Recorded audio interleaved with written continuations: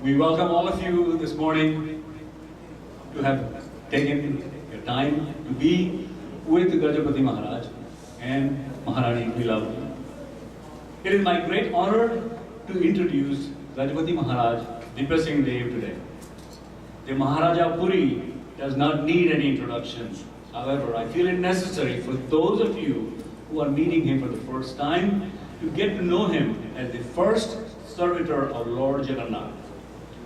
As Gajapati Maharaja, he is the Maharaja Puri and the chairman of the managing committee of the temple that was constituted by the government under the Sri Jagannath Temple Act of 1955.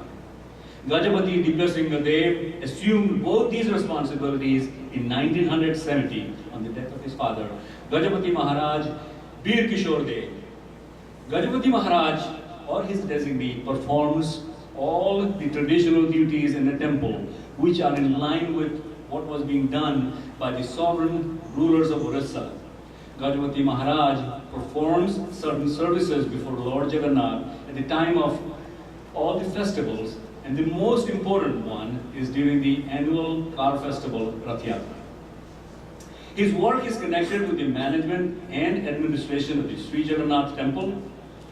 In addition to his traditional duties, Gajapati Maharaj has voluntarily taken up a third service, that is to the society, by promoting and taking part in many religious and spiritual activities throughout Orissa.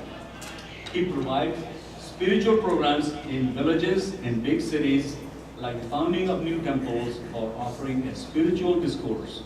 He is involved in promoting the spiritual heritage of India locally and internationally.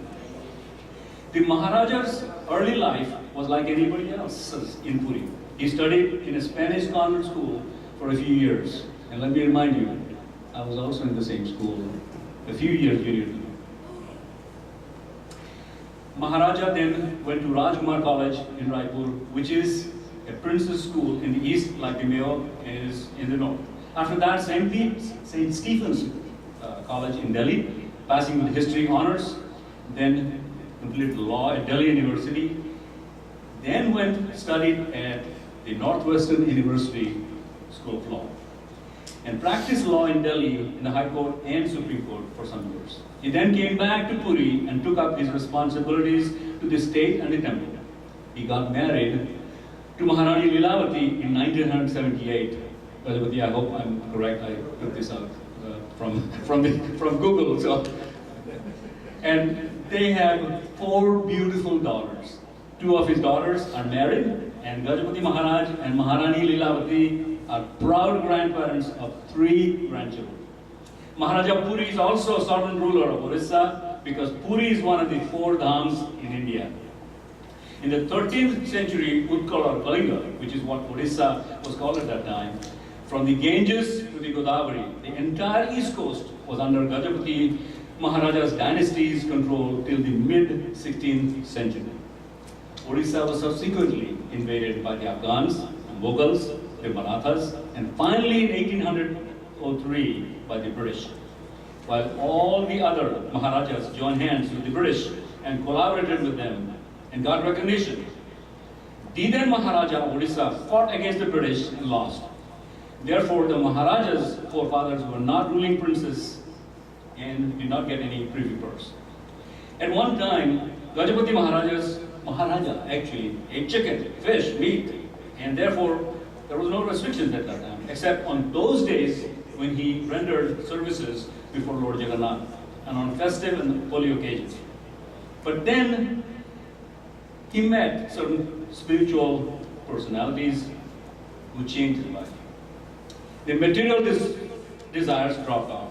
According to Gajapati Maharaj, I quote, I didn't stop eating chicken. Chicken actually left me. I hope I'm correct quoting.